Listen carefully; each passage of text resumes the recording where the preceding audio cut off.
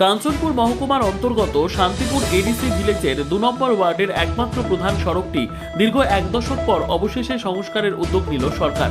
তবে প্রায় ৭০০ মিটার দৈর্ঘ্যের এই গুরুত্বপূর্ণ রাস্তাটির মধ্যে গত অর্থবর্ষে মাত্র ৪০০ মিটারের জন্য ২৬,৯৮,১৭৭ টাকা বরাদ্দ করা হয়েছে।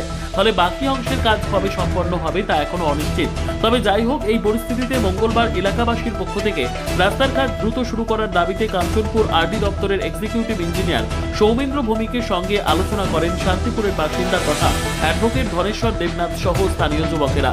আলোচনার পর এক্সিকিউটিভ ইঞ্জিনিয়ার আশ্বাস দিয়ে জানান, প্রক্রিয়া সম্পন্ন হওয়ার পর দ্রুত কাজ শুরু করার চেষ্টা করা হবে। তবে আংশিক বরাদ্দে পুরো সমস্যার সমাধান না হওয়ায় এলাকাবাসীর মধ্যে অসন্তোষ থেকেই যাচ্ছে।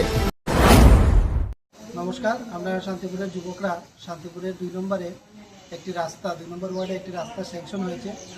সেই আরসিসি রাস্তা স্যাংশন হয়েছে আরডির আন্ডারে এবং প্রায় ৪০০ মিটারের সেই রাস্তা। এই রাস্তাটি দ্রুততাতে কাজ করানো হয়, কারণ এই বর্ষাতে ২ নম্বর ওয়ার্ডের ওই মানুষগুলোর অনেক অসুবিধা হয় এই রাস্তা পাকা না হওয়ার কারণে।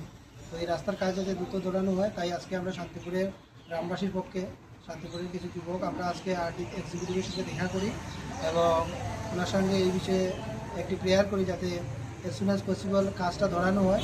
এবং উনি আমাদের আশ্বাস দিয়েছেন যে অতি সত্বর এই কাজটা ধরানোর চেষ্টা করা হবে এবং যখনই কাজ ধরা হবে উনি আমাদের সঙ্গে যোগাযোগ করবেন। কি পজিশনে রয়েছে কাজটি? কাজটি বর্তমানে ওয়ার্ক অর্ডার এবং ইমপ্লিমেন্টেশন হয়ে গেছে। এখন জাস্ট নেক্সট যে প্রসিডিওরগুলো আছে মেটেরিয়ালসের, এই প্রসিডিওরগুলো বাকি আছে, তারপরেই কাজ ধরানো হবে বলে আমাদেরকে জানিয়েছে। ঠিক আছে, ধন্যবাদ। ধন্যবাদ। Bureau report, KCP live.